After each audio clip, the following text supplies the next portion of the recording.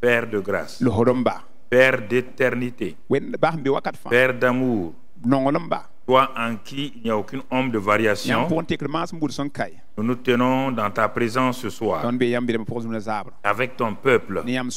Et merci pour le Saint-Esprit. Merci pour l'inspiration. Merci pour ta grâce. Merci pour la parole de vie. Nous sommes reconnaissants, te bénissons. Sois exalté et sois loué, Père, dans le précieux nom du Seigneur Jésus-Christ. Et que le peuple de Dieu dise Amen. Amen, amen, amen, amen, amen. Nous rendons grâce à Dieu notre Père. Nous le bénissons pour sa fidélité, parce qu'il est le Dieu très bon. Et nous avançons dans les mercredis, l'atelier pratique de la sagesse divine.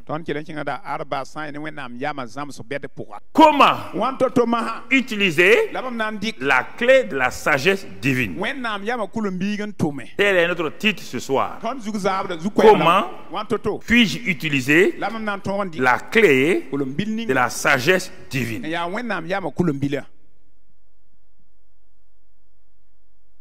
Comment? Nous allons voir quatre choses pour démarrer, qui vont te permettre de comprendre qu'est-ce que la sagesse divine. Pourquoi j'insiste sur ça?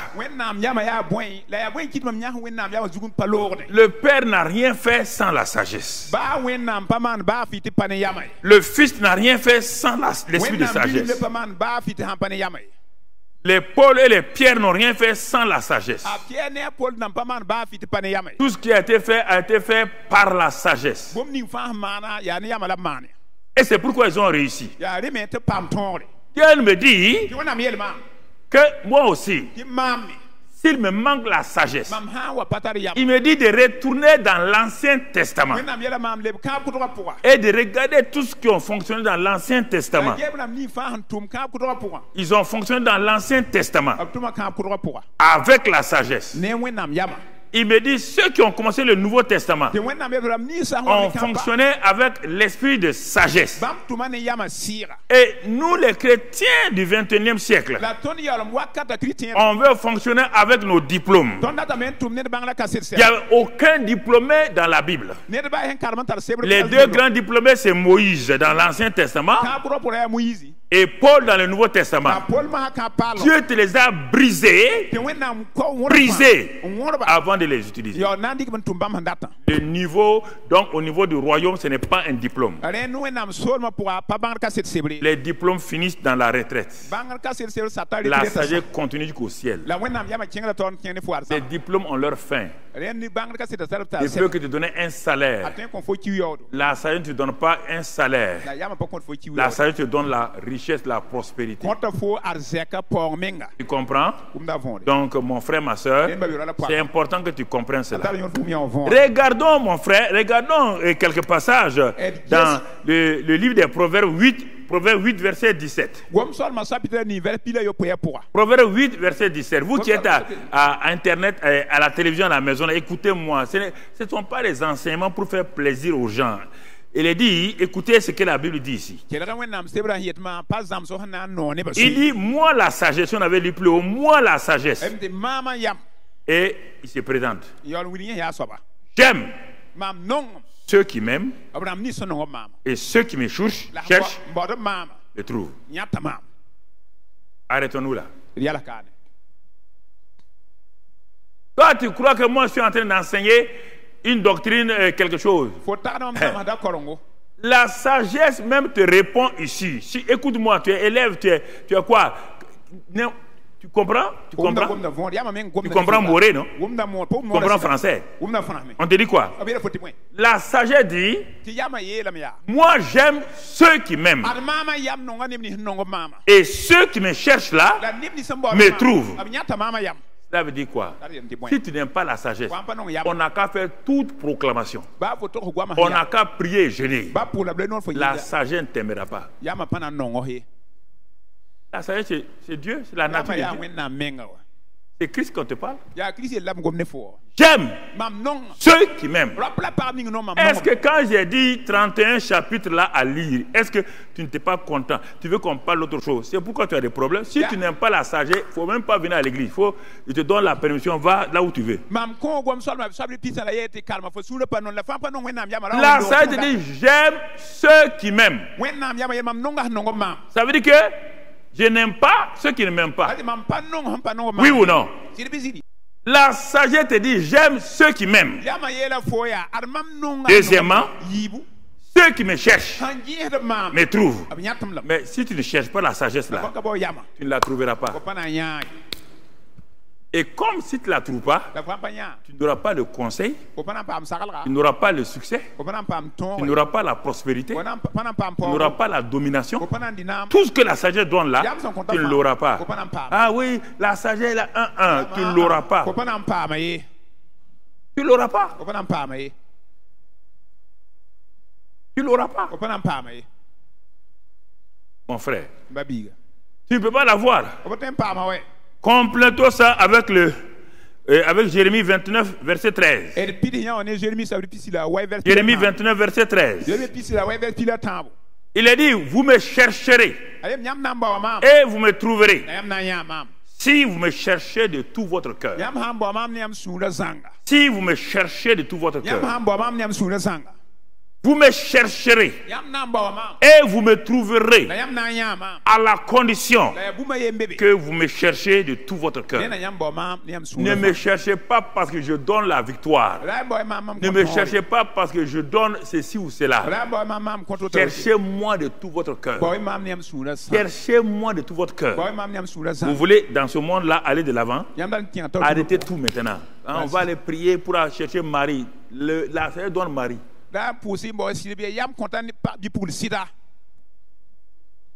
La sagesse te fera savoir cet homme-là, si c'est ton mari ou pas. Tu n'as pas besoin d'aller demander à quelqu'un de prier. Si les chrétiens faisaient ça là, on n'a même pas besoin des prophètes dans la ville là, on n'a pas besoin de quelqu'un. Tout le monde devient son propre prophète parce que l'esprit de prophétie est dans chacun d'entre nous.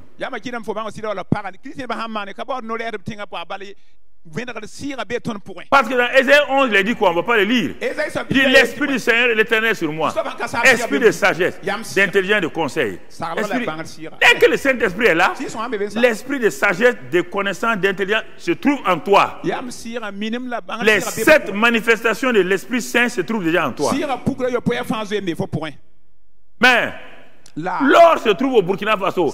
Pendant des années, on a dit que le Burkina est pauvre. Parce qu'ils n'ont pas cherché et ils n'ont pas trouvé. Ils n'ont pas aimé. Mais quand ils ont commencé à aimer l'or, ils l'ont cherché et partout ils ont trouvé l'or.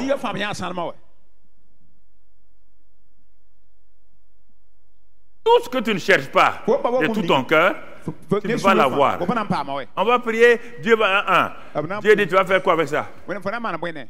Quelque chose qui est plus précieux que l'or? C'est plus précieux que l'or. C'est plus précieux que le diamant. Moi, je vais te donner ça, tu vas aller jouer avec ça. Je vais le mettre en tes mains, tu vas jouer avec ça.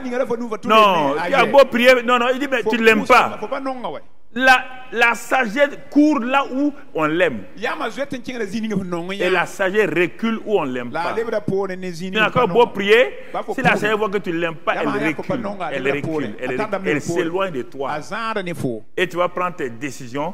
Ah oui, on va prendre telle décision. On va s'inscrire dans telle école. On va se marier ici. On va faire ceci ou cela. En ce temps, la sagesse est loin de toi. Tellement j'ai dit d'ouvrir le livre des Proverbes, de lire chapitre 1 jusqu'au 31, toi tu n'as pas ouvert encore, aïe mon ami. Aïe. Ça prouve que tu n'es même pas un amoureux de Dieu ni de la parole de Dieu. Ce n'est pas le proverbe de ton village ni de mon village. Hein. Ça, ce n'est pas des proverbes. Ça, ce sont des choses de fou. Mon frère, ma soeur. Ça, c'est la première chose. Réfléchissez. Il a dit que lui, il aime et elle aime ceux qui l'aiment. Est-ce que tu l'aimes? La question est là. L'aimer, ce n'est pas sentiment, hein? Non, c'est la même chose, aimer Dieu. Ce n'est pas sentimentaliser Dieu. Aimer son ennemi. Ce n'est pas sentimentaliser son ennemi. C'est une décision. Je l'aime et je vais la chercher. Jusqu'à ce que, quand elle voit ça, l'Esprit Saint là, qui manifeste l'esprit de sagesse, quand l'Esprit Saint voit que tu es un chercheur en profondeur, tu vas trouver. Quand les Burkinabés ont commencé à chercher, ils ont utilisé nos géologues, ils ont utilisé les instruments. L'or qui était tapis dans le fond du Burkina Faso a commencé à se révéler. Il n'y a que le caillou qui soit à la surface. Si tu veux du caillou, tu sors, tu vas trouver ça. Si tu veux l'or, il faut aller en profondeur. Si tu veux la sagesse, l'amour et la recherche de tout ton cœur. Et la sagesse t'attend. Brusquement, t'attend.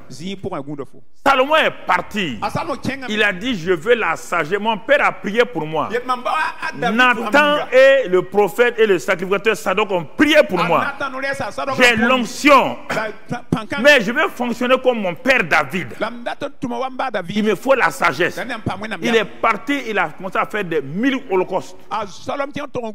Il a fait 1000 holocaustes de sacrifices. 1000. Mais pourquoi le petit il a fait des sacrifices comme ça? Il dit, vous ne savez pas, hein? Il a contenté le cœur de Dieu.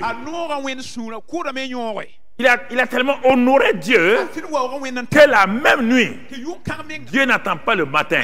Dieu dit au Saint-Esprit, non, il faut faire vite. Le petit là, il m'a tellement honoré. La nuit là même, il faut lui parler. Et la nuit, le Saint-Esprit demande à Salomon, tu as fait tout ça là où tu veux quoi? Demande-moi ce que tu veux. Salomon dit, c'est pas un problème de richesse là. Je veux la sagesse. Et il dit que cette demande là plut à l'Éternel. Dieu a aimé ça. Parce qu'il a aimé la sagesse, Dieu aussi l'a aimé. Et c'est pourquoi il a eu la sagesse plus que tout le monde. Parce qu'il a aimé la sagesse l'a trouvé et la sagesse l'a rempli. Il est devenu l'homme le plus sage de la terre. Si tu n'aimes pas la sagesse, elle ne viendra pas à toi. Dans toutes tes décisions. Les gens croient qu'on peut être chrétien. Bon, pour les études là, si tu es directeur d'un collège, de conduire les gens de ton collège par... Non, ça n'ira pas. Tu es directeur de service. Tu ne résous pas les problèmes de ton service avec la sagesse. Non, on a fait l'étude là, on a été à Caen, on était à Libreville, à Gonfreville, mon ami. C'est pas ça. La sagesse. Tu es militaire? La sagesse. Tu es gendarme? Tu veux commencer à sortir? Dans ma sortie aujourd'hui là. Tu es policier? Dans ma sortie aujourd'hui là. Oh Seigneur, conduis-moi par ta sagesse. Le docteur qui a fait des choses aux États-Unis, il a pu séparer des jumeaux, tout cela. Sa mère était, il est né dans la pauvreté, la misère chronique. Sa mère était une chrétienne. Elle a prié que Dieu donne la sagesse à son fils. Quand le fils a compris ce que sa mère a dit là, il a fait des études, mais il a demandé la sagesse. Quand aux États-Unis il y a eu ce cas-là, aucun médecin ne voulait opérer. Aucun médecin. Quand ils ont vu, personne ne veut toucher. Il est venu. On l'a dit, l'homme a la main de ciseaux en or. Quand il a pris les ciseaux là, la sagesse de Dieu l'a conduit, l'a séparé. Sa renommée est montée. La sagesse, quand vous l'aimez, elle monte votre renommée. Quand je vous dis des choses importantes, vous jouez avec ça. Elle vous donne. Non, on va prier, la sagesse va me donner d'être élevé comme directeur général. Ça, ce n'est rien, puisque tu ne peux pas durer. Tant que le régime qui t'aime là est là, tu vas partir. Et si c'est la sagesse qui t'aime là, tu ne vas pas partir. C'est comme ça. Daniel a aimé la sagesse. Il est parti comme esclave à Babylone. Ils ont vu sa sagesse. Nebuchadnezzar. Quand Nebuchadnezzar est parti, Darius est venu. Il a gardé Daniel. Cyrus est venu. Il a gardé Daniel. Tous les rois païens qui sont venus, ils ont changé tout le monde. Comme dans le gouvernement. Quand le gouvernement, les régimes changent, on change tout le monde. Mais quand on arrive à Daniel et à ses amis, chaque nouveau régime dit cet homme-là ne change pas de place. Au moment où les régimes changent, celui qui a la sagesse demeure tranquille. Tu comprends? Tu comprends? J'ai vu 3 présidents. J'ai vu au moins 7-8 ministres. Aucun n'est venu me dire on va te changer de poste. Au contraire, il me proposait si je veux aller. Non, non, il dit c'est bon, je suis là. C'est moi qui ai démissionné pour partir. Tu comprends? J'avais déjà compris la sagesse. Aucun parti va demander tous les partis. Il n'y a même pas une carte de parti. On dit non, il faut faire. Moi, prends parti. J'ai déjà dit, tout le monde regarde. J'ai dit aux autorités là, j'ai déjà ma carte de parti. La carte de Jésus-Christ. Donc,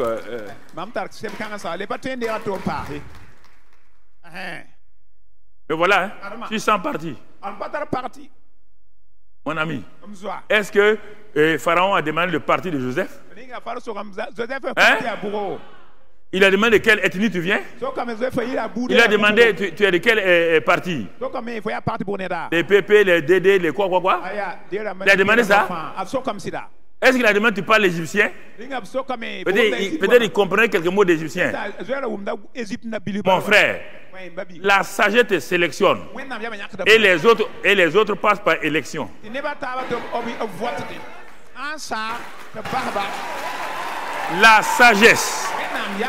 La sagesse te fait passer par une sélection sans élection. Pas besoin d'être élu. Est-ce que quelqu'un a contesté Joseph? Est-ce que quelqu'un a contesté Joseph? Quand on disait Joseph, tout le monde se mettait à quoi? Potiphar faisait quoi? La femme de Potiphar faisait quoi? Tu as entendu parler de la femme de Potiphar encore? Hein? La sagesse te fait monter sur la tête de tes ennemis. La sagesse, mon ami, elle te fait asseoir sur la tête de tes ennemis. Alléluia! La sagesse. La clé des clés. La clé des clés. La clé des clés. La clé des clés. Donc, première chose, ceux qui l'aiment, ceux qui cherchent, vont le trouver. Et deuxième chose, mon frère, la sagesse, quand on la manifeste, nous devons connaître notre position. Ce ne sont pas les vers de terre qui manifestent la sagesse. Les chrétiens vers de terre là, on les piétine, on passe. Mais ce sont les chrétiens qui sont morts avec Christ, ressuscités avec Christ, élevés avec Christ, assis dans les lieux célestes, avec au-dessus de tout, et de tout nom qui se peut nommer dans les siècles présents. Ce sont ces gens-là qui savent que la sagesse est une clé. Au moment où les gens critiquent, les gens parlent, les gens quoi, lui il est assis. Il attend simplement. Quand le temps viendra, il viendra ouvrir. Il viendra ouvrir. Et les gens vont rentrer. Mon frère, ma soeur. C'est lui qui a le code du coffre-fort là. Les gens vont venir. Le coffre-fort est bloqué. On a amené des gens. Ils ont amené des marteaux. On a tapé, on a bousculé. Celui qui a le coffre, on dit, hey, où est le gars là? Il est venu, attendre, asseyez-vous. Le coffre-fort est là. Hein. Certains l'ont pris, donc ça n'ouvre pas le coffre-fort. Puisqu'il est blindé. Les petits là viennent. On dit à petit, c'est toi qu'on attendait. Il dit mais pourquoi vous avez maltraité le coffre-fort? Ah, il dit vous avez pu ouvrir? Il dit non, patron, assois-toi. Patron. Sigambe Baraké. Ça c'est amusement. Le petit vient, il a son code. Il fait le coffre-fort s'ouvre. Le coffre-fort s'ouvre et livre son trésor. C'est ça la sagesse. Au moment où les gens se battent, on va gêner, prier, gêner, prier, gêner, prier. Tu les laisses gêner, prier. Et toi, tu pars déjeuner. Quand tu as fini de déjeuner, tu viens simplement. Et quand tu viens, et tu exerces ta domination. C'est ça. Toute la Bible est sur ça.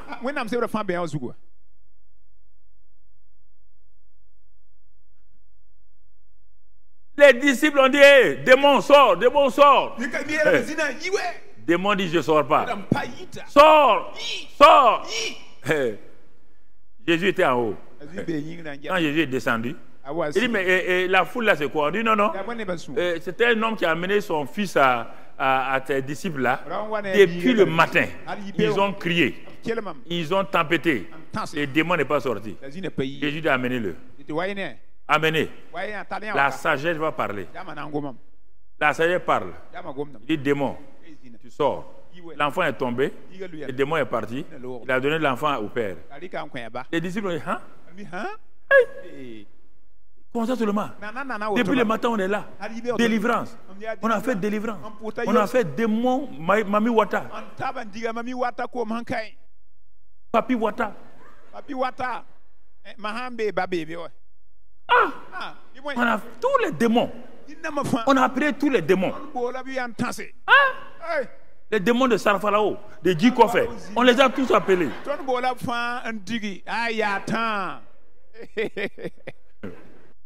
Non, écoutez, Dieu veut faciliter notre travail.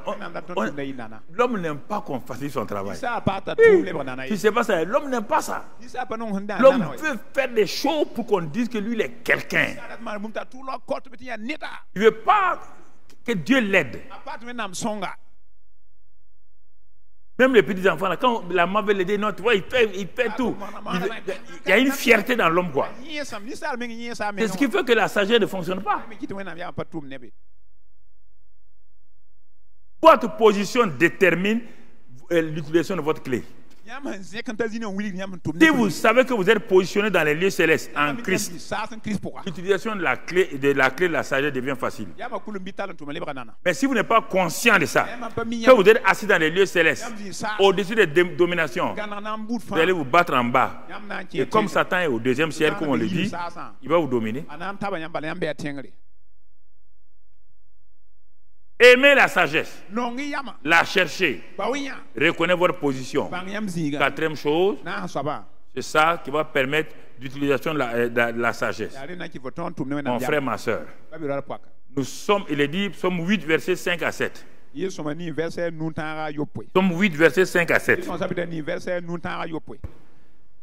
On parle de l'homme ici. Va un peu plus haut, on a dit, qu'est-ce que l'homme?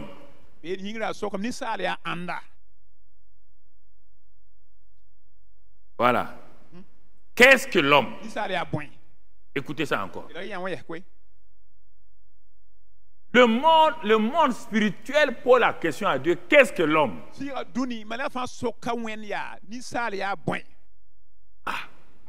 Qu'est-ce que l'homme? Tout ce que Dieu a créé, ils sont plus grands, plus forts que cet être dans la chair. Parmi toute la création de Dieu là, c'est l'homme qui est seulement en chair. En dehors de lui, ce sont les animaux. Donc, tous les autres éléments là sont esprits, sont forts, les anges, tout sont bien. Mais l'homme là, donc les esprits là méprisent un peu l'homme parce qu'il est dans la chair, il est faible. Mais ils ont vu que Dieu s'intéressait à cet homme-là, dans la chair. Là. Dieu s'intéresse à lui. Il dit, mais qu'est-ce que l'homme? Pour que tu te souviennes de lui. Il y a deux choses ici. On parle de l'homme et on parle de l'homme Jésus-Christ. Qu'est-ce que le Fils de l'homme? Qu'est-ce que le Fils de l'homme? Pour que tu prennes garde à lui. Si toi tu n'étudies pas ça et tu n'as pas la réponse, tu passes au hasard. Pourquoi le monde spirituel demande à Dieu qu'est-ce que l'homme? Qu'est-ce que le Fils de l'homme? Pour que tu mettes du temps avec lui. Quand tu l'as créé, nous on te voyait du ciel là. Tu as préparé Éden. Tu as préparé la terre. Tu n'as jamais fait ça pour quelqu'un. Donc on dit, mais pour qui? Dieu est en train de faire tout ça là pour qui? C'est parce que vous ne savez pas qui vous êtes que Dieu est en train de faire tout ça là pour qui? Ensemble, l'homme n'était pas là. Tous les jours, Dieu travaillait. Il met ça ici, il met le soleil, il met les étoiles. Il dit, mais quelle est la créature qui va venir là? C'est quelle créature? Parce que Lucifer est déjà tombé. Qui va remplacer Lucifer? Tous les jours. Au 6e jour, la création est arrêtée et regarde. Brusquement, Dieu crée un être humain en esprit d'abord. En ce moment, il se baisse, il prend la poussière de la terre. Dieu, papa, bon Dieu, prend la poussière.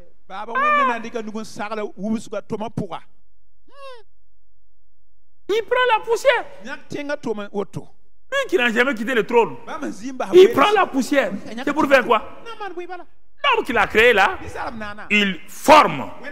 Ça, c'est la morphologie. L'enveloppe là. Fait une forme, un morphos.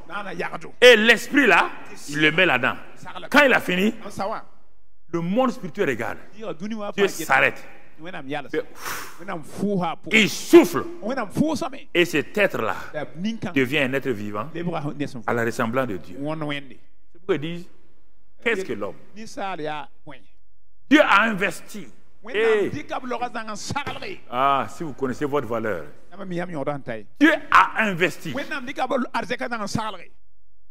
Aux autres là, il a pris des éléments. Mais lui, quand il s'agit de l'homme, c'est sa nature qu'il a donnée. C'est sa nature. Regardez votre importance. Il a donné sa nature. C'est pourquoi je me prends au sérieux. Hein? Moi, je ne suis pas n'importe qui. Hein? Il n'y a pas de honte dans ça. Pas n'importe qui. Papa, mon Dieu, s'est occupé de moi. Personnellement. En tant que descendant de chose. Qu'est-ce que l'homme, le Fils de l'homme? Et même ils vont conclure pour que tu prennes garde à lui.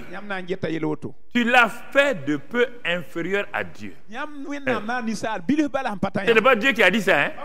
C'est eux qui ont fait le constat.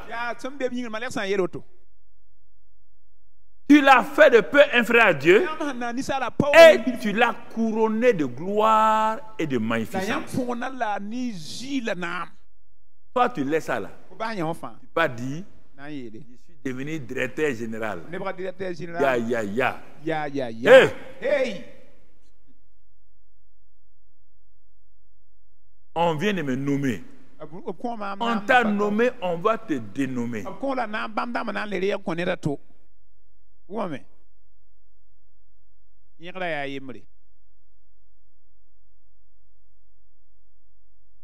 Tu l'as fait.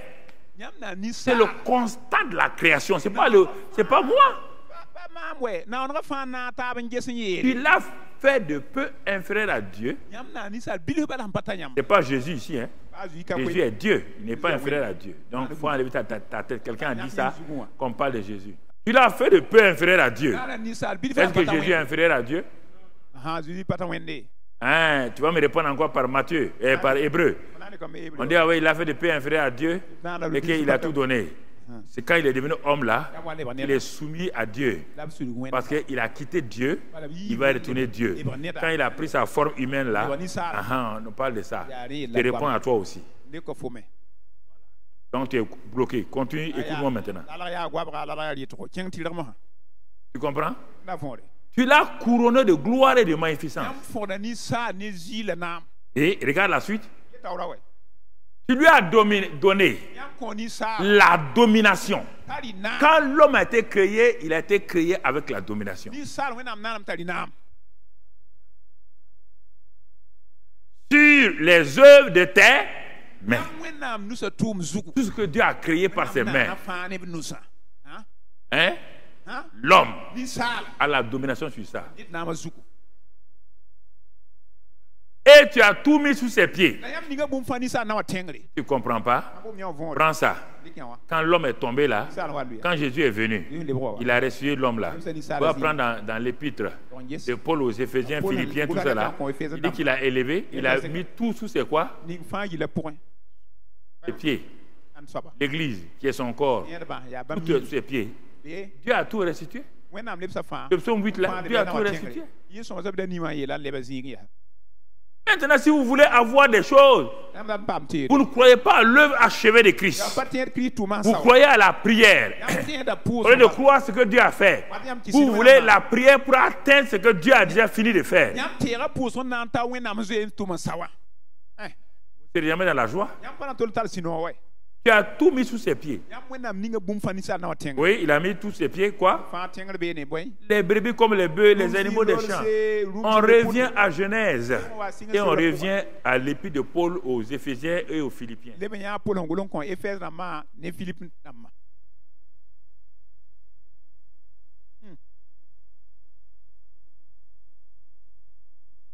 Et la domination là que tu lui as donnée.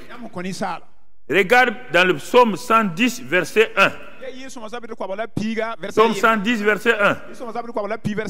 Qu'est-ce qu'il est écrit dans ce passage-là? Psaume 110, verset 1. Mon frère, ma soeur.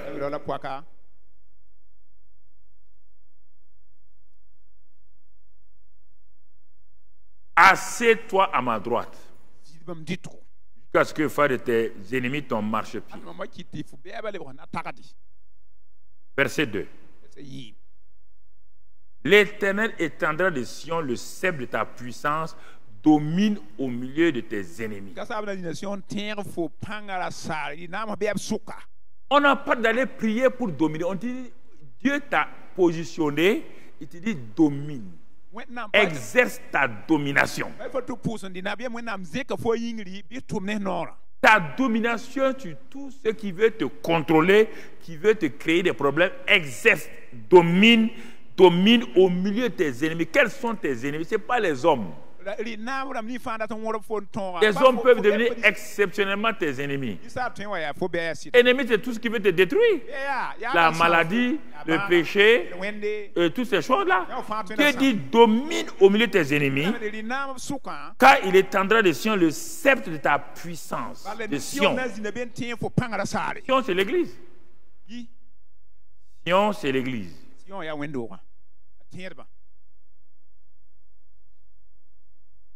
Domine. Vous ne croyez pas ça? Ah, mais vous êtes parti voir un prophète, il va faire quoi? Le prophète n'a pas ça? Il ne comprend pas ça lui-même. La plupart des pasteurs qui me regardent maintenant, ils ne comprennent pas ces paroles-là. On parle à tout le monde. On dit l'homme. On n'a pas dit pasteur. On n'a pas dit prophète. On parle de l'homme. Adam n'était pas prophète. Adam n'était pas pasteur. Adam a été créé comme homme pour dominer et étendre le royaume des cieux sur toute la terre. Il s'appelle le premier Adam. Jésus est le dernier Adam. En tant que né de la race d'Adam. Et quand il est ressuscité, il a commencé la nouvelle création. Donc, il a commencé une nouvelle race d'hommes. Il n'a plus rien à voir avec les Adam. Et cette nouvelle race d'hommes que nous sommes là, on te dit de régner, toi tu ne veux pas régner. Tu es en train de vivre tout le temps avec les mêmes choses qu'avant. Et la clé t'a été donnée. La clé du règne t'a été donnée. On te dit que par la sagesse, les rois règnent, les princes gouvernent. Et toi, tu es roi. Apocalypse, tu es roi et sacrificateur. Alors pourquoi tu ne règnes pas? On n'a pas de rien. Laisse la politique, on ne parle pas de politique ici. Comme Adam régnait. Adam donnait un nom aux animaux. Adam disait ça, il régnait.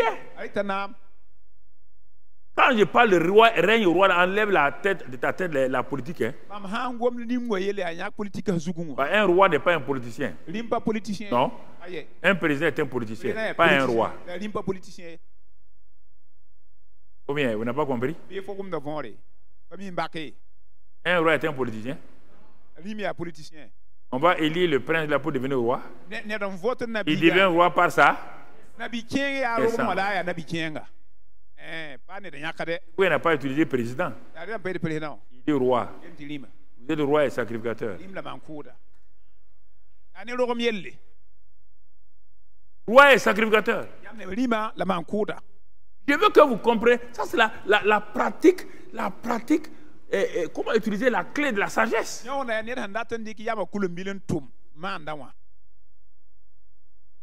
Tant que les disciples de Jésus n'étaient pas en connexion avec le Saint-Esprit, ils ne pouvaient pas régner. Mais regardez-les régner. Regardez-les régner.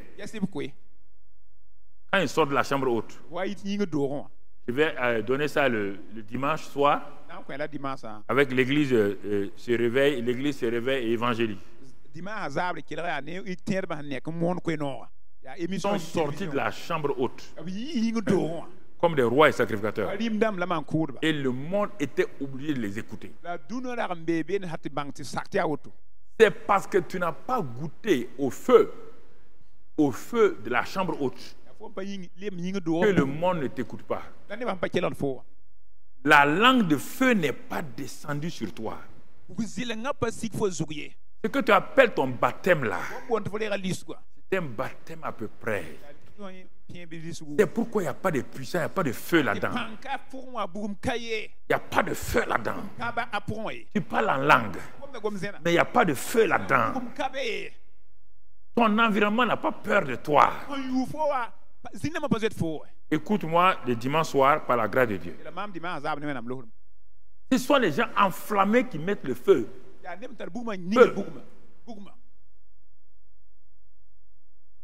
Quelqu'un qui n'est pas enflammé. Le baptême d'eau, c'est ton ensevelissement, ta mort. Le baptême du Saint-Esprit, c'est ton équipement. Tu es devenu inflammable. Tu es devenu dangereux pour le royaume des cieux. Regarde Pierre. Maltraité à 50 jours en arrière. Vilipendé, humilié. Regarde le feu du Saint-Esprit. Il est dit que des langues de feu descendues sur chacun. Les langues de feu ne sont pas descendues sur les hommes. Ils ne sont pas descendues sur les 12 disciples. Ils sont descendus sur Marie, les frères de Jésus. Et les femmes étaient plus nombreuses. Les langues de feu sont descendues sur les femmes et sur chacun des hommes. Et la ville de Jérusalem a été enflammée parce qu'il n'avait pas de bâtiment. Mais l'église priait, acte 2, 3000 personnes. On ne sait pas où ils étaient. Ils n'ont pas de bâtiment. 3000 personnes. Et les gens s'ajoutaient. Les gens donnaient leurs biens, ils donnaient. Et la prière était là. Ça, c'est le feu de l'évangélisation mondiale.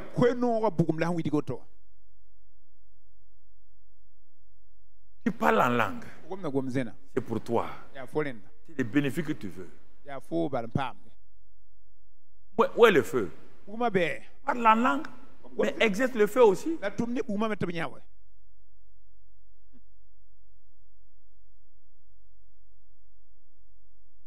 Ne devenons pas comme une femme qui a préparé, comment on appelle, ce qui reste là.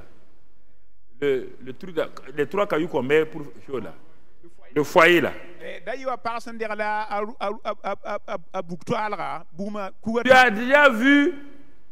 Tu as déjà vu un poulet venir quand la marmite est en train de bouillir?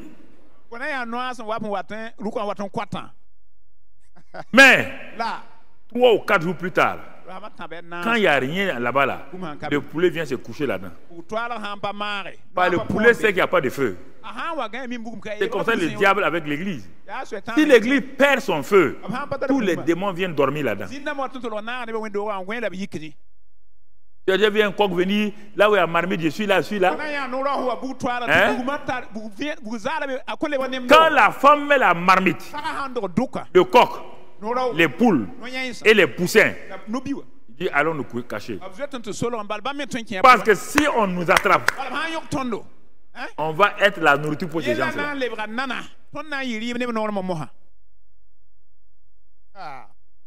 L'église qui n'est pas enflammée, le chrétien qui n'est pas enflammé, c'est un jouet entre les mains de Satan. Il joue avec toi. Il joue avec toi. Il n'y a pas de feu. Quand il t'attrape, il n'y a rien. Il n'y a rien en toi. Il n'y a rien. Ça, c'est pour le dimanche soir, Dieu voulant. L'église évangélique, l'évangile avec quoi? Quel feu? Quel feu? Alors, tu vois, si tu veux que la manifestation de la sagesse se fasse, apprends premièrement. Si tu veux qu'elle se manifeste régulièrement en toi, il faut développer ta relation avec la parole en obéissant et en pratiquant la parole de Dieu. Matthieu 7. Donc, première chose qu'on va voir pour manifester la sagesse de Dieu, après avoir vu ces 4 éléments-là, aimer la sagesse, la chercher, connaître notre position céleste et que nous sommes assis dans la domination. Mon frère, maintenant quand tu as compris ces choses-là, maintenant Dieu te dit, mon enfant, tu veux que la sagesse soit manifestée, développe une relation étroite avec la parole de Dieu. Matthieu 16. C'est pourquoi quiconque entend ces paroles que je dis et les met en pratique. Vous entendez les deux verbes? Qui entend et qui les met en pratique. On a vu ça dimanche avec Jacques. Un auditeur oublieux entend, mais il ne met pas en pratique. Tu veux que la sagesse soit manifestée en toi. La sagesse, elle est liée beaucoup à la parole. La parole est le premier élément qui donne à la sagesse sa dynamique, son énergie. Quand la sagesse voit un homme qui aime écouter la parole, qui tend ses oreilles, qui se lève et qui s'en va pratiquer la parole, la sagesse aime cette amitié. La sagesse est à l'aise. Et la sagesse tisse une amitié avec cette personne-là. Pourquoi? C'est parce que cet homme-là a écouté. Il a pratiqué. Il s'est levé. Je vais bâtir une maison. La sagesse dit, il n'y a pas de problème. C'est comme tu écoutes la parole et que tu mets en pratique, tu peux construire une maison. Sans inquiétude. Il est parti construire la maison. Sur quoi? Le roc. Toujours la parole. La sagesse dit va te coucher. Ta famille a couché vous là-dedans. On dit il y a tornade. La météo a dit, la sagesse dit dormez. Les torrents sont venus. Les vents ont soufflé. Le gars ne s'est pas réveillé. Le matin quand il s'est levé, tous les voisins avaient des problèmes. Sauf lui. Mais il y a un autre chrétien qui était là. Oh, le pasteur exagère. Tout le temps il faut mettre en pratique. Tout le temps il faut mettre en pratique. On va faire ceci ou cela. Il est parti construire sa maison sur ses idées, le sable, ses propres pensées, les traditions. Le bois, le foin, le chaume. La même nuit, les mêmes torrents sont venus. Voisins, on a tout perdu. C'est normal. On va avoir pitié des gens. Mais ils ont compté sur quoi? Les gens veulent s'en prendre au gouvernement parfois. On t'a dit ici, là, c'est la rivière qui passe. C'est un ancien cours d'eau. Est-ce que tu as creusé pour mettre du béton? Non. Ça fait 10 ans, il n'y a plus d'eau. Ah, ok, c'est ça ta sagesse. Est-ce que la pluie a dit qu'elle ne viendra plus ici? Est-ce que l'eau t'a dit qu'elle ne passera plus ici? Non. Ça fait 10 ans. On est dans le quartier, on n'a pas vu l'eau. Ok, construis. Les gens n'ont pas de sagesse. On dit, bon, maintenant on dit à tout le monde, il faut avoir compassion. On a compassion, mais quand on lui a dit, ok. Il y a des chrétiens, on leur parle, ils ne veulent pas. Quand ils ont des problèmes, il n'y a pas l'amour dans l'église. Il n'y a pas que l'amour dans l'église. Il n'y a pas que l'amour dans l'église. Toi, tu es parti faire ça là, on t'a bien dit de ne pas faire. Il n'y a pas que l'amour. Est-ce que l'amour suit les bêtes? Tu assumes ta bêtise. Tu assumes ta bêtise. Tu vas avoir le courage de parler aux gens. Hein. Ce que tu es en train de faire, frère, ce que tu es en train de faire, sœur, là, un jour, tu vas voir. Ah, vous parlez trop. Ah, vous et votre carambiri là. Hein? Carambiri comme ça là. Hein? Ok. La parole. Parce que la Bible dit que la parole là, que tu mets en pratique là, elle n'est pas seulement un roc, hein, elle est une lampe. Une lampe pour te permettre de marcher dans l'obscurité. Au moment où le monde est dans l'obscurité, une lampe et une lumière sur ton sentier. Au moment où les gens tombent et crient, toi tu as un guide, la parole de Dieu. C'est ça la sagesse. La sagesse est liée à la parole de Dieu. Elle éclaire ton chemin. Elle est ta sagesse. Elle éclaire ton chemin. Ouais. On te dit de ne pas faire ça. Tu le fais. Ton chemin n'est pas éclairé. Tu es en train de marcher dans les ténèbres. Tu es en train de marcher, ma fille, dans les ténèbres. Sache que tu vas tomber quelque part. Sache-le. Tu comprends? La parole de Dieu est une lampe et une lumière sur mon sentier. J'ai noté encore quelques éléments, mon frère. Le psaume 1, verset 2 et 3. Qu'est-ce qu'il est dit là-bas toujours par rapport à la parole? C'est lui qui met son plaisir dans la loi de l'Éternel et qui la médite jour et nuit. C'est pourquoi je t'ai donné les livres des proverbes là, pour que tu apprennes à méditer jour et nuit. Parce que depuis que tu es devenu chrétien, tu n'as pas lu même un bon chapitre. Ce n'est pas les témoignages que tu lis, les livres que tu lis, les cassettes que tu écoutes, mais la parole elle-même, tu ne l'as jamais aimée. Bon, on te dit que l'homme qui trouve son plaisir, toi, viens, qui aime celui qui aime la parole là, va aimer la sagesse. Et qui la médite jour et nuit. Regarde encore la sagesse. Qu'est-ce que la parole va donner? Il est comme un arbre planté près d'un courant d'eau. Premièrement, la parole me permet de bâtir ma maison et aucune intempérie ne peut l'emporter. Ma famille est bâtie sur la parole. Aucun problème ne peut détruire mon foyer. Deuxièmement, la parole là, elle est une lampe à mes pieds, une lumière sur mon sentier. Donc, je ne peux pas me perdre. Troisièmement, maintenant, regarde encore. Quand la parole est donnée, elle te donne un arbre de sagesse.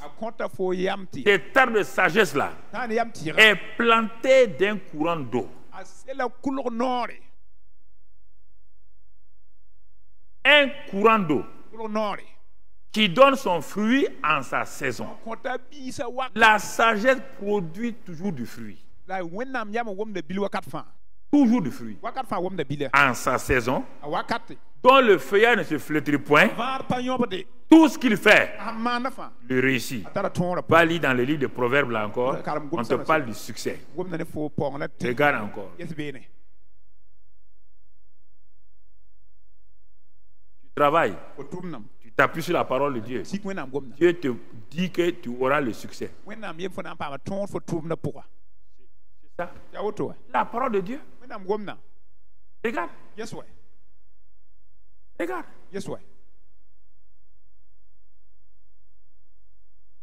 Tu ne l'utilises pas. On va prier, on va prier. Vous allez prier pour faire quoi? Les prières là, vous me suivez là, vous là, intercesseurs là, vous me suivez. Regardez bien, il n'y a pas de réussite.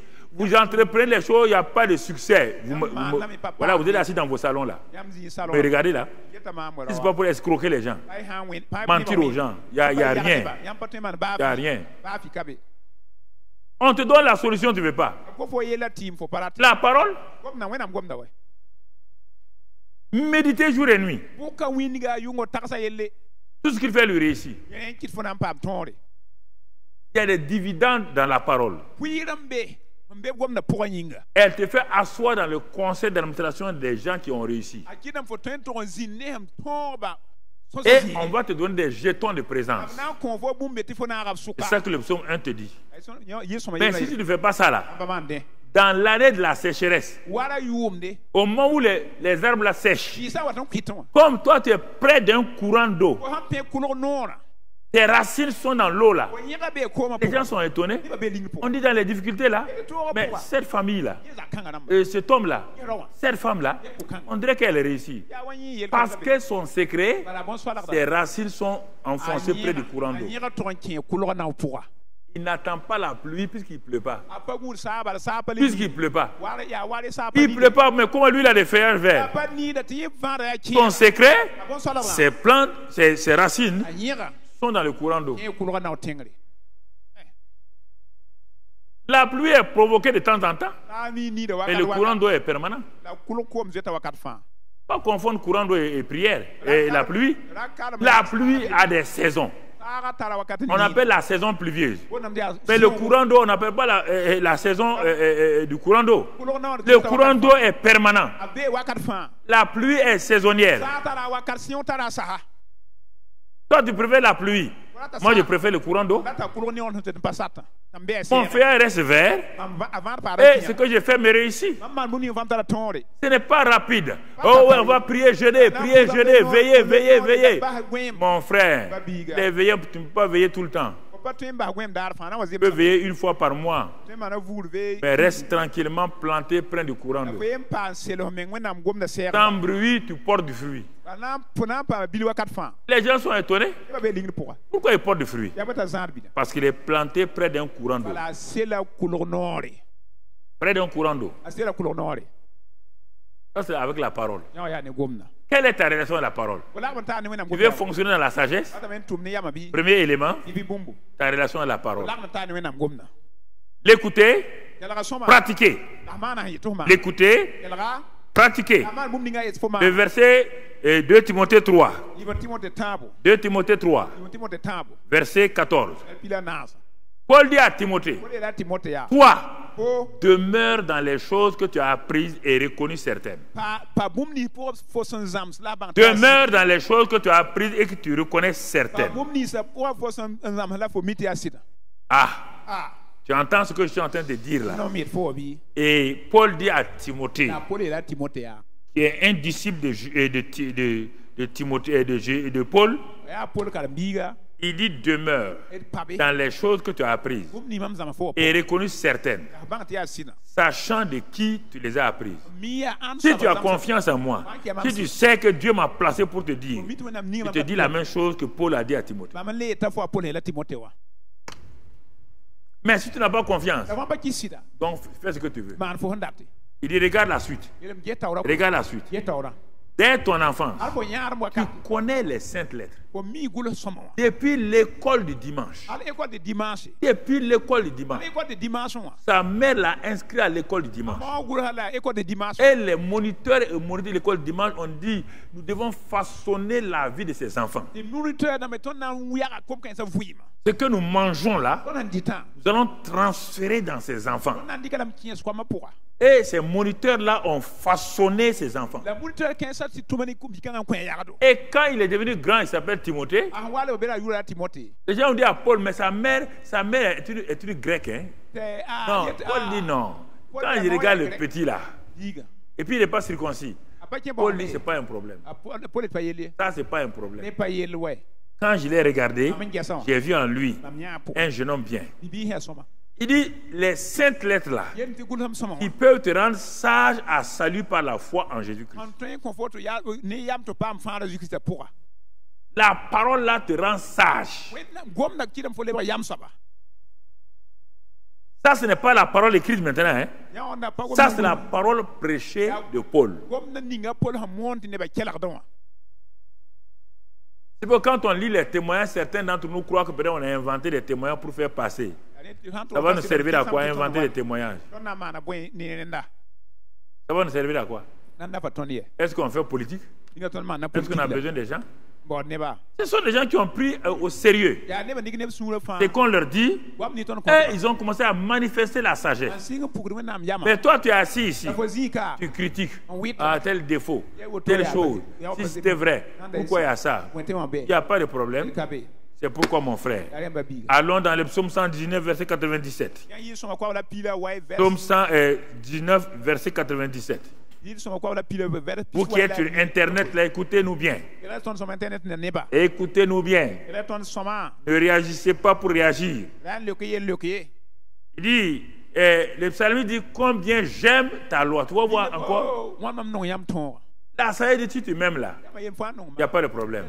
Mais si tu aimes la sagesse, tu vas aimer la source de la sagesse, la parole de Dieu. Il dit, combien j'aime ta loi, elle est tout le jour l'objet de ma méditation.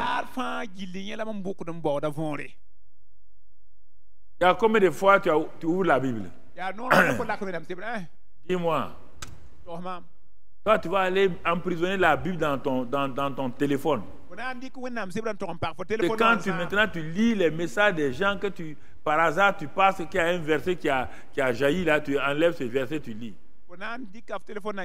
Tu as baissé, tu as rabaissé la Bible au niveau des paroles de tes amis. Ça ne va pas, hein? Tu as une Bible, non? Pourquoi tu ne médites pas la Bible? Laisse le téléphone là de côté. Tous les jours, l'objet de ma méditation. Tu aimes ton téléphone plus que Dieu. Plus que la parole de Dieu. Regarde-toi, mais regardez les jeunes là. Votre téléphone est dans votre main, vous n'avez pas honte. Mais vous avez honte d'avoir la Bible dans votre main. Et vous voulez que Dieu vous bénisse. Vous voulez que Dieu vous bénisse.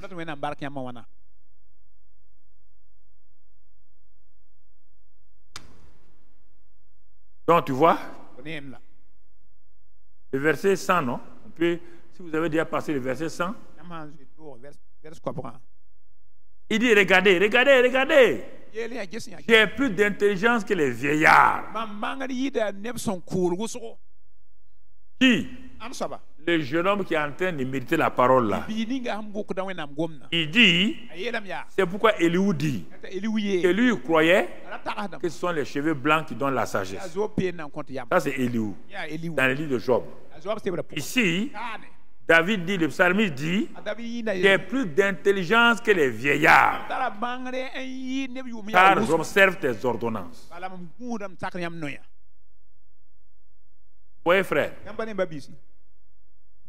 Tout ça, tu ne connais pas sur la sagesse.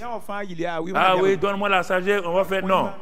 Si tu n'aimes pas la sagesse, si tu ne la médites pas comme tu dois la méditer là, elle fuit et s'en va.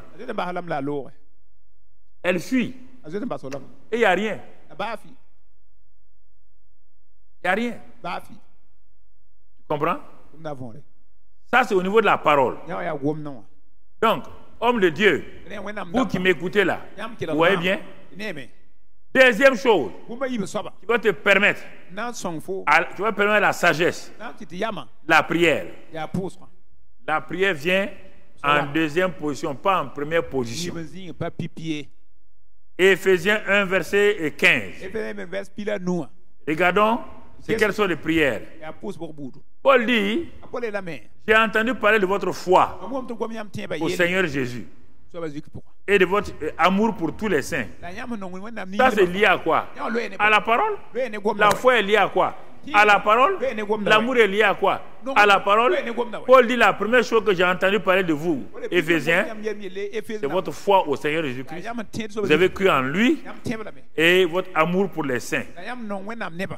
À cause de ça, regardez maintenant, regardez qu'est-ce qu'il dit. Je ne sais de rendre grâce pour vous, faisant mention de vous dans mes prières. Regardez ce que Paul prie maintenant. Paul priait pour les Éphésiens en faisant quoi? Il dit, il n'a pas dit donne-leur l'argent. Non, tout le monde sait que l'argent là est déjà dans la sagesse.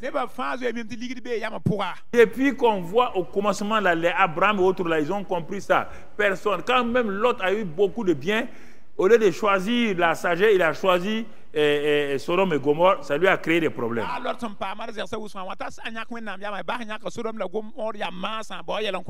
Donc Paul dit aux Éphésiens, comme je sais que vous avez la foi liée à la parole de Dieu, je vais prier Dieu qu'il vous donne un esprit de sagesse et de révélation dans sa connaissance. Cette prière-là, je vous l'ai enseignée, je l'ai priée pendant des années, et je la prie encore aujourd'hui. Moi, je ne prie pas je ne prie pas pour que le Père me donne. Moi, je prie comme ça. Je rends grâce, Père, de ce que tu m'as donné. L'esprit de sagesse et de révélation dans ta connaissance. Hein? Afin que je puisse, et tu as illuminé les yeux de mon cœur. Tu vois? Moi, je mets ça à une chose déjà réalisée.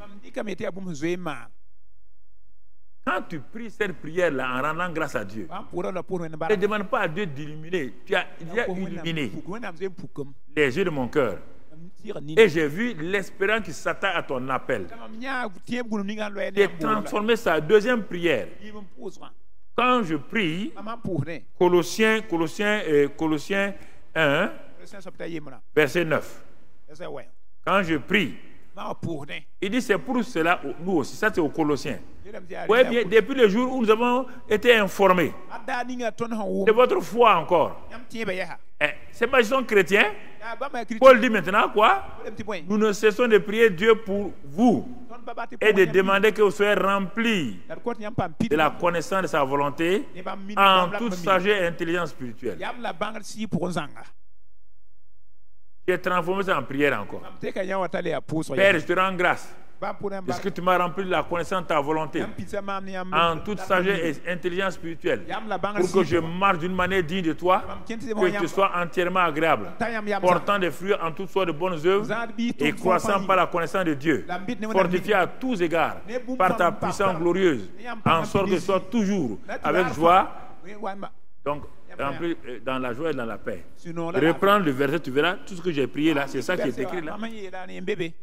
Comment quelqu'un va dire tous les jours, je te rends grâce, Père, de ce que tu m'as rempli de la connaissance de ta volonté en toute sagesse et intelligence spirituelle. Tu m'as déjà rempli, je te rends grâce. Et tu me permets de marcher d'une manière digne de toi et d'être entièrement agréable. Et que je porte des fruits en toutes sortes de bonnes œuvres, croissant par la connaissance de Dieu, fortifié par ta puissance glorieuse, en sorte que je sois toujours avec joie, persévérant et patient. Je prie ça. J'ai pris Éphésiens 1, j'ai pris Éphésiens 3. Comment voulez-vous que ça ne vienne pas à moi? Non, grâce à Dieu. C'est pas aujourd'hui que je vous dis ça, j'ai dit ça il y a plus de 15 ans, 20 ans. J'ai enseigné à tous nos pasteurs de prier comme ça. Non, ils sont en train de demander, Seigneur, on est là, hein? Dans notre faiblesse, moi je ne suis pas faible. Et que le faible dit que quoi? Il dit, je suis fort de la force de qui? Éphésiens 6.12, quand il commence à parler des armes là, la première arme dit quoi? Il dit, vous êtes fort de la force de qui? De Dieu, c'est la première chose. Et puis tout par Christ qui me fortifie. C'est ça que vous êtes transformé pour vos prières. Mais tout le temps, vous êtes faible. C'est vous qui n'êtes rien. Tous les jours, vous n'êtes rien. Vous demandez à Dieu quelque chose. Demain encore, comme un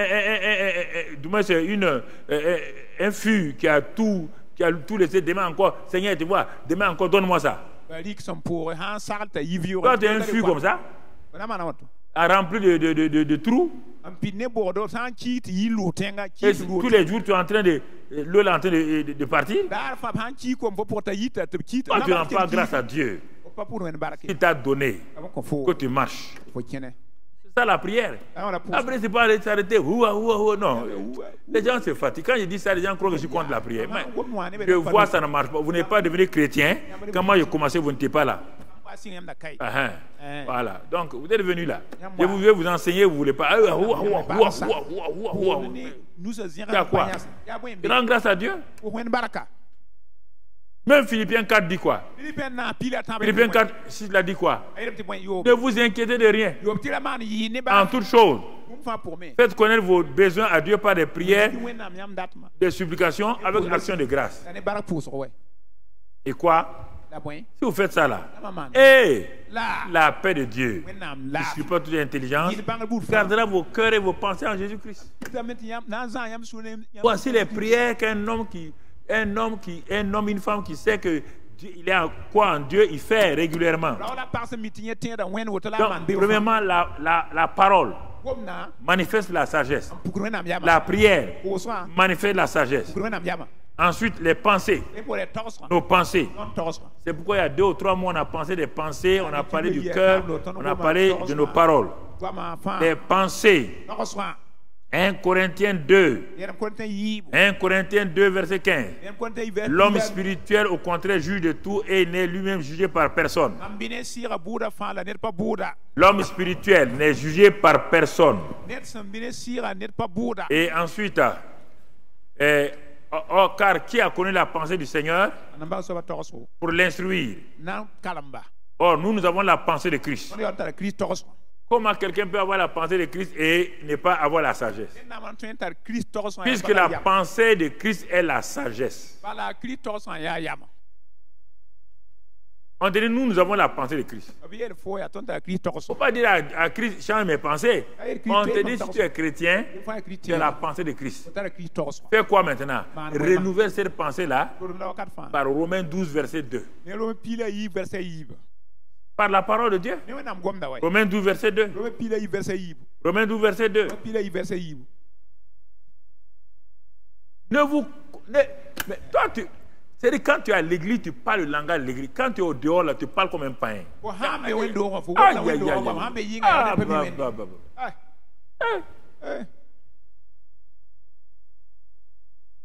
vous êtes en ville, là, donc vous n'êtes même pas chrétien. Textuellement, vous parlez comme les païens. On dit ne vous conformez pas au siècle, c'est-à-dire au monde présent.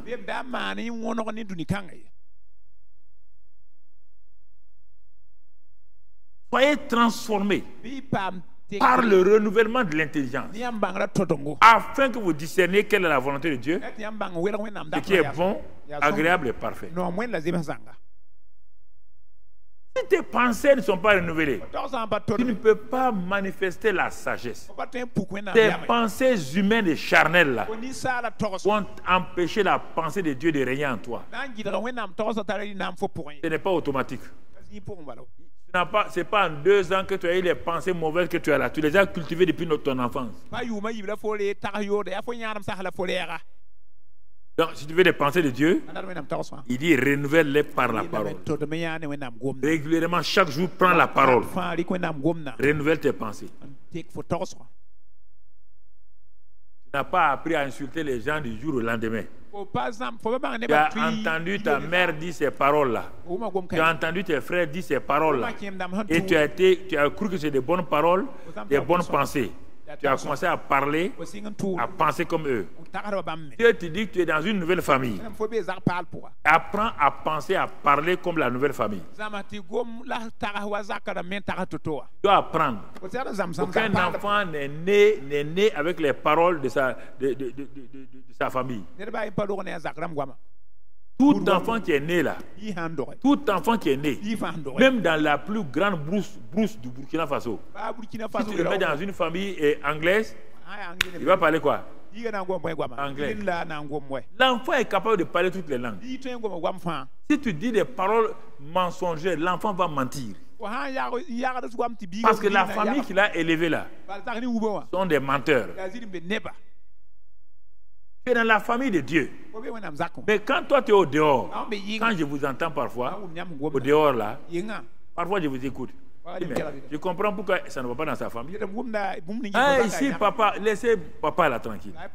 Parlez bien à votre mari. Parlez bien à vos enfants. Parlez bien aux gens du service. Quand vous êtes au dehors là, vous insultez les gens. Vous parlez mal aux gens. Le Saint-Esprit met en honte. Il a honte. Il a honte. C'est comme ça que tu parles? C'est comme ça que tu parles? C'est pourquoi quand tu as besoin de la sagesse dit moi je ne viens pas. Hein? Ah bah, une femme comme ça là, je ne viens pas. Je ne viens pas. Je ne viens pas. Tu comprends? C'est pourquoi il dit, bon, Philippiens 4, verset 8. Philippiens 4, verset 8, il te parle clair. C'est-à-dire qu'on dit écouter la parole et la pratiquer. Il ne faut pas me fatiguer par la prière. Ma prière ne va pas vous changer quelqu'un. La prière ne changera pas quelqu'un. Arrêtez de faire des veillées de prière si c'est pour aller des gens qui mentent, qui ne veulent pas changer. Ils vous fatiguez, ils ne vont pas changer. Pour mieux vous enseigner, vaut mieux vous asseoir les enseigner. On dirait au reste, frère, que tout ce qui est vrai, tu entends? Tout ce qui est vrai, est-ce que tu penses vrai? Tout ce qui est honorable, tout ce qui est juste, tout ce qui est pur, tout ce qui est aimable, qui mérite l'approbation et qui est vertueux et digne de louange, soit l'objet de vos pensées. Réfléchis toi-même. Est-ce que regarde bien ce qui est là, soit l'objet de vos pensées. Mais quand quelque chose de faux vient en toi, toi tu acceptes ça. Quand quelqu'un vient te dire une pensée mensongère, tu acceptes ça. Toi, du matin, quand tu te lèves à 6 heures, tu es sur les réseaux sociaux. Toi, tu remplis ta pensée des mensonges des réseaux sociaux, des insultes. Et maintenant, tu ouvres la Bible. La Bible dit, moi, tu mets les réseaux sociaux avant moi et moi, je vais te parler. La Bible ne te parle plus.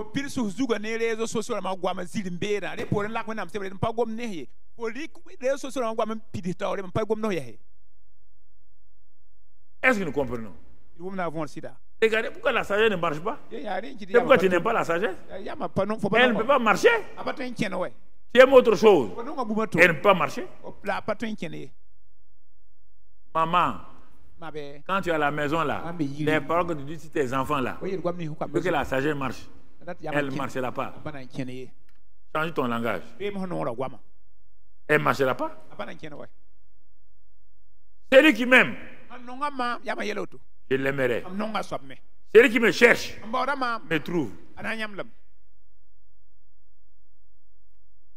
Par quel moyen? Par la parole.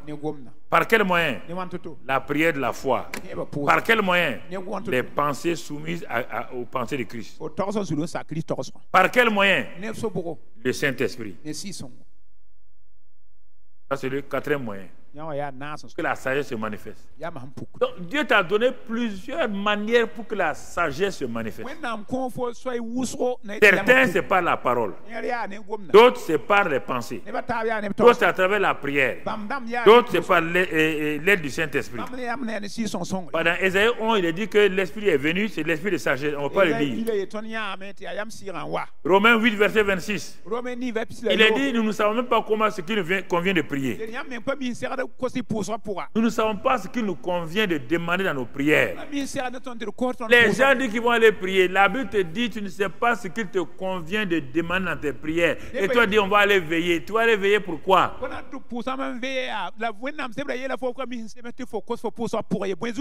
pourquoi celui qui conduit la prière doit prendre du temps. Quand on te dit, c'est toi qui dois conduire la prière demain à l'église locale. Prions ensemble là. On t'a donné un travail. Va te cacher. Il faut que tu captes les pensées de Dieu pour venir présenter. Mais non, toi tu pars te promener, tu fais tout. En 10 minutes, tu viens ouvrir la Bible, même pas la Bible. Tu regardes les vieux sujets de prière qu'on a fait là, toi tu prends ça, tu tapes, tu enlèves la poussière, tu viens t'arrêter. Oui. Prenez au sérieux les choses de Dieu. Moi, j'ai pris les choses de Dieu. Dieu m'a aidé. Les gens croient que mon secret, non. C'est pas maintenant. Hein? Dès que je me suis converti, j'ai pris ça au sérieux.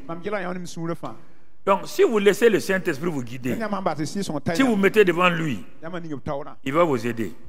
Et le dernier élément pour vous aider, c'est vos conducteurs spirituels. Les gens ne savent pas ça. Vos conducteurs spirituels, Hébreux 13, verset 7. Hébreux 13, verset 7. Souvenez-vous de vos conducteurs qui vous ont annoncé la parole de Dieu. Considérez quelle a été la fin de leur vie et imitez leur foi. Vos conducteurs spirituels, c'est eux qui sont là devant vous et dit imitez-les, regardez-les et souvenez-vous d'eux, regardez-les. Et au verset 17. Verset 17. Toujours l'Hébreu 13. Obéissez à vos conducteurs et ayez pour eux de la déférence. Car ils veillent sur vos âmes comme devant en rendre compte. Qu'il en soit ainsi, afin qu'ils le fassent avec joie et non en gémissant, ce qui ne vous serait d'aucun avantage. Les gens ont tellement démocratisé le ministère que le pasteur même en Europe là, ça, je leur ai dit chaque fois qu'ils m'en je les tape dessus. Même les enfants là appellent les pasteurs à son prénom.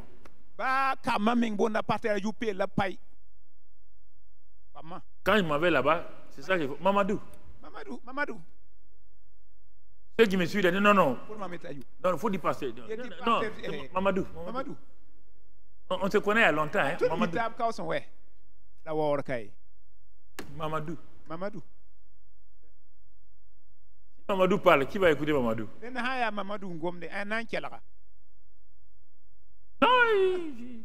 c'est-à-dire que si tu veux parler, c'est la domination. On veut c'est dictateur.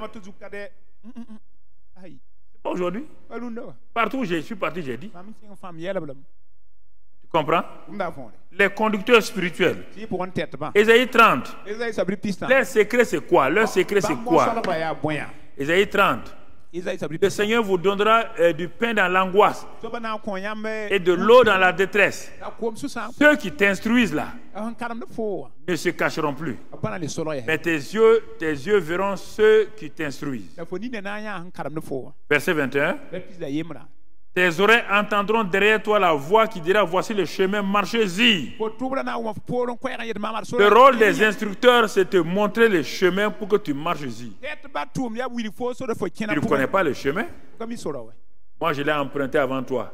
Je l'ai suivi avant toi. Tu ne peux pas venir m'arrêter? Ce n'est pas un enfant du CP1 qui va se lever et dire moi, monsieur, ce que tu dis est faux. Un enfant impoli. Tu as appris quoi pour dire c'est faux? C'est ça, on te dit les instructeurs. Si tu les écoutes, alors tu vas aller loin. Si tu ne les écoutes pas, tu n'iras pas loin. Voilà pour cette soirée-là ce que je voulais mettre dans tes mains. Je t'ai montré les 4 choses importantes au départ. Et ensuite, je t'ai montré maintenant les 5 éléments qui te permettent de manifester la sagesse. Je répète, d'abord, la sagesse te dit, si tu m'aimes, moi, je vais t'aimer. Je cherche, tu me trouveras. Si tu es conscient de ta position céleste, tu vas dominer. Car la domination t'a été donnée en tant qu'homme de la nouvelle création. Ça, c'est les 4 premières choses. Ensuite, je t'ai dit maintenant, si tu connais tout ça, si tu aimes la sagesse, tu la cherches. Si tu veux la manifester, tu sais que tu es un homme établi par Dieu et tu sais que tu es dans la domination. Dieu te dit maintenant, utilise la parole. Utilise la parole. Ah, mon enfant, tu veux manifester la sagesse? Utilise la parole. Utilise la prière. Utilise tes pensées sanctifiées. Demande l'aide du Saint-Esprit et écoute tes conducteurs spirituels. Tu as compris ça? Tu as bien saisi ça. Le reste dépend du Saint-Esprit. Et il va te montrer les choses. Dépend du Saint-Esprit. Tu comprends? Simple. Simple. Alors, ce soir pour terminer, alors puisqu'il a dit d'aimer la sagesse, écoute-moi. La sagesse accompagnée de l'humilité. Là où il y a la sagesse et tu l'accompagnes d'humilité, mon frère, ma soeur, va faire de toi quelqu'un qui va être élevé au milieu de ses frères et de ses sœurs. Là où il y a la sagesse est en toi. Si tu ajoutes avec ça l'humilité, mon frère, ma soeur, tu verras que Dieu va te distinguer parmi tes frères et tes sœurs. Et tu comprends? Est-ce que tu as déjà vu dans un pays un fils aîné qui a 17 ans, un fils qui a 17 ans, ses frères ont 30, 45 ans. Quand on te dit voici la postérité de l'homme, on ne cite pas le grand frère, on ne cite pas les enfants aînés, on dit voici la postérité de Jacob. Or il y a Ruben, il y a les autres là. On cite qui? Un enfant de 17 ans, Joseph. Pourquoi? La sagesse divine a pris cet enfant de 17 ans, l'a mis au-dessus de ses frères et sœurs. Est-ce que tu comprends ça? Si tu ne comprends pas les mystères de la sagesse, les mystères de la sagesse n'ont rien à voir avec ton raisonnement. C'est pourquoi, frères et sœurs, donc je prie aujourd'hui pour toi, toute personne qui est en contact avec nous. Quand tu as la sagesse là, ton âge ne sera plus un blocage pour toi. Ton âge ne sera pas un blocage pour toi. Ton âge ne sera pas un blocage pour toi, car Dieu va voir la sagesse en toi. Il va t'établir comme un aîné dans la famille, dans la région, au nom de Christ Jésus. À cause de ta sagesse, Dieu va te positionner partout où tu iras. Partout où il y a la sagesse, que tu sois dans la maison d'un Potiphar, que tu sois dans une prison, que tu sois dans un pays étranger, la sagesse va te chercher et elle va te propulser au nom de Christ Jésus. J'ai dit, si tu pratiques la sagesse, parmi tous ceux qui sont autour de toi, va te sélectionner et te positionner. On n'a pas besoin de te lire. On n'a pas besoin d'élection avec la sagesse. La sagesse est capable de te sélectionner, de te positionner. Quand il y a la sagesse, ce n'est pas toi qui cherches les gens, même si tu es esclave. La sagesse de Joseph a amené Potiphar à le classer, a amené le régisseur de la maison à le classer. La sagesse de Joseph a entraîné et donc le pharaon. Et le pharaon a demandé, et quel est cet homme-là qui a une telle sagesse? Ta sagesse ne dépendra pas de ton parti politique. Ta sagesse ne dépendra pas de ton ethnie. Ta sagesse t'élève et te distingue parmi les frères. Ta sagesse t'élève et te positionne. À cause du fait que tu es sage, tes diplômes ne seront pas demandés. On ne te demandera pas tes diplômes. On ne te classera pas parmi tes diplômes. Quand tu es avec les diplômes au début, on va dire, ah bon, on va te mettre en catégorie A. Mais quand tu vas commencer à monter la sagesse, tu seras hors catégorie. J'ai dit, tu seras hors catégorie. Tu auras une situation supérieure à celle des diplômés. Joseph a trouvé des diplômés. Il est devenu premier ministre des diplômés. Daniel a trouvé des mages. Il a trouvé des magiciens. Mais il était 10 fois supérieur aux magiciens.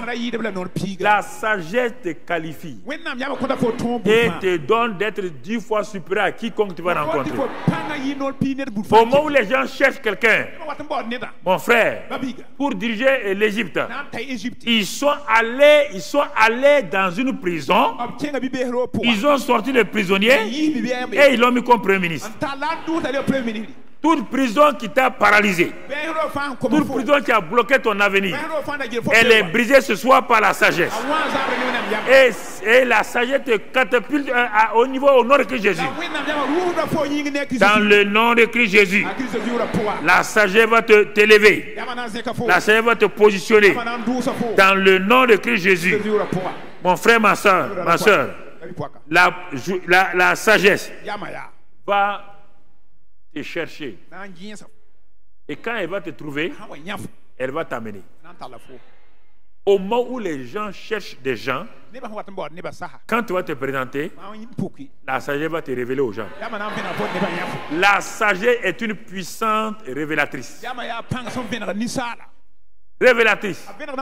Au moment où on cherche des solutions, au moment où on cherche des solutions, au moment où on cherche des solutions, en ce moment-là, toi tu ne te montres pas. Oh, le monde cherche des solutions, le pays cherche des solutions, l'entreprise cherche des solutions. Toi tu dis, Seigneur, mais voici sagesse. Je me positionne, je me positionne, je me positionne. On fait venir des gens, on fait venir des gens. Et puis à un moment quand tu apparais, on dit voilà l'homme de la situation. Voici la femme de la situation. Voici l'homme de la situation. C'est lui que nous allons prendre. C'est pourquoi mon frère, ma soeur, continue encore. La grâce de Dieu, la sagesse va te mettre au premier plan. Elle va te positionner au premier plan. La sagesse fait de toi son dépôt. Et ce dépôt-là va sortir l'intégrité, va sortir l'honnêteté, va sortir toutes ces choses-là. Et la crainte de Dieu va faire que toi, tu seras l'instrument de développement de ton pays. Mon frère, ma soeur, un enfant de 19 ans, et Daniel, il avait même pas 19 ans quand il rentrait à Babylone. Daniel ne savait pas. On l'a amené comme conseiller. Alors que Dieu avait préparé des trônes pour Daniel.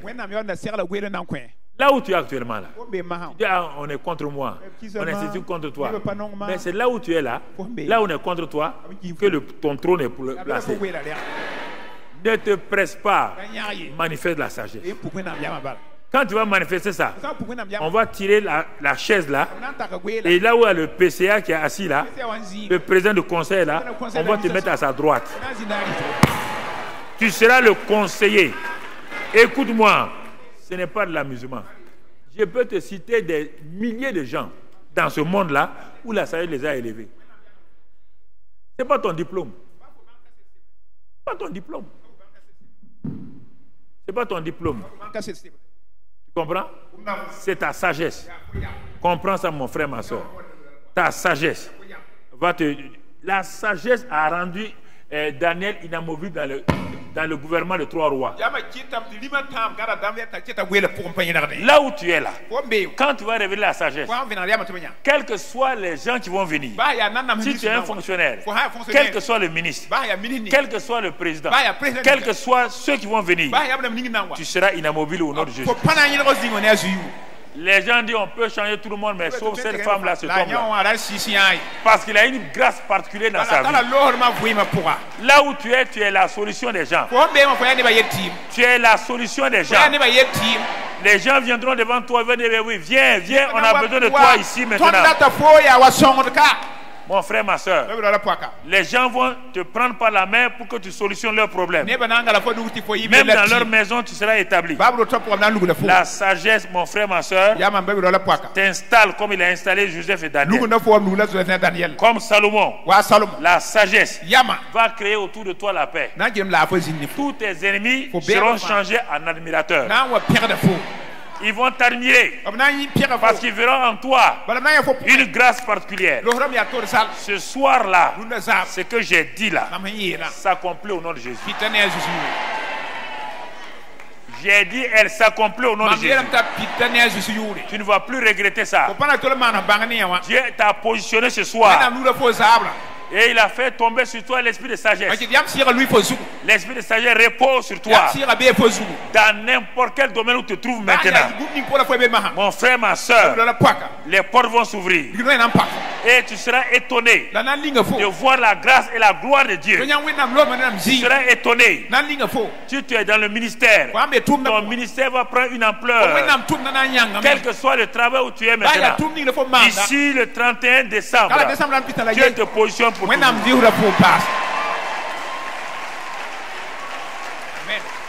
Dans le nom de Christ Jésus. Dans le nom de Christ Jésus.